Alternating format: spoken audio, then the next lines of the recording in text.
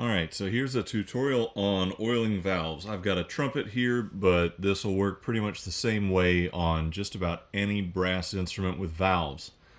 Rotors are a different story, but piston valves are generally more or less the same. So the oil I use is Alcas oil.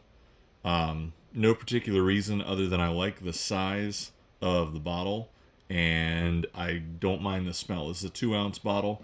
Certain valve oils will come in small bottles that are easy for storage, but sometimes cheaper oils in particular haven't done anything to take away the petroleum smell.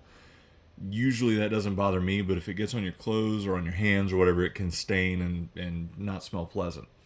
So the way that we oil the valves, first off, you unscrew and you only ever do one valve at a time. Do not take 2 valves out because you will get them mixed up, especially if something goes wrong. So you see the surface of my valve, a little bit of scunge on it, but it's relatively clean. If there is debris on there, you'll need to wipe it off.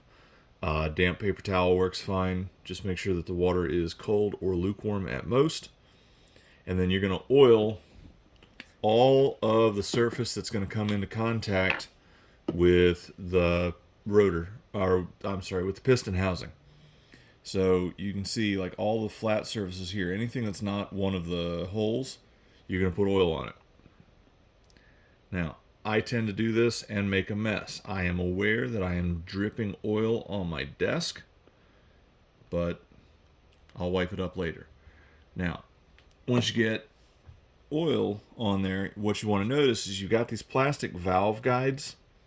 Inside the valve itself, there's a little slot, and you want to give that a rough orientation. Now, the other thing to notice, let's see if I can get this to focus here, is on the valve itself, or on the piston itself, right here.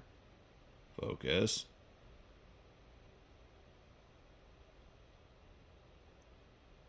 You can kind of see it. There's a number 3. So this is the 3rd valve.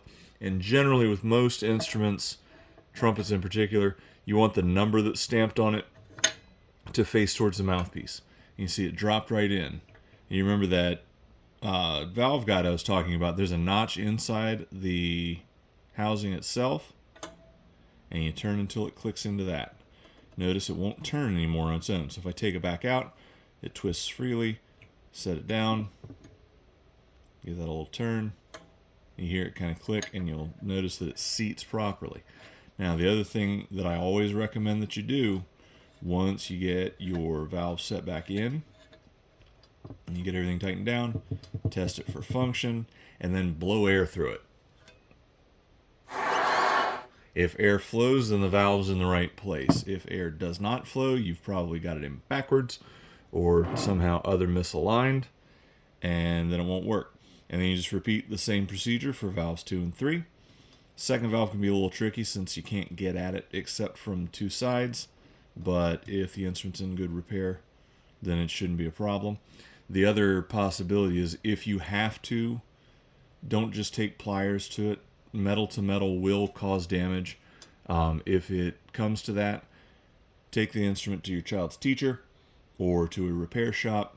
They have lots of ways of getting that unstuck if necessary. My quick and dirty trick here in the studio is just to use an old rag or t-shirt or something to cover the valve with so that the jaws of the pliers don't grab onto it. But it's the sort of thing that it's best left to somebody with experience that has an understanding of what they're doing and kind of how far they can push that. Now, hopefully then, your valve works smoothly and you're good to go. One of the things to be aware of, though, and I teach students this all the time, is when you play, if your fingers are not curved, let's see if I can get this on the right angle. If your fingers are not curved and coming straight down and going like this, it's a lot harder to get your valve to work properly. And you might think it needs oil, when really the problem is just that you're mushing it sideways and causing it not to go straight up and down. So, hopefully that helps. Hopefully, if you need further guidance, you can leave comments below, or you are always welcome to find somebody else on YouTube that does a better job of explaining things. Happy practicing.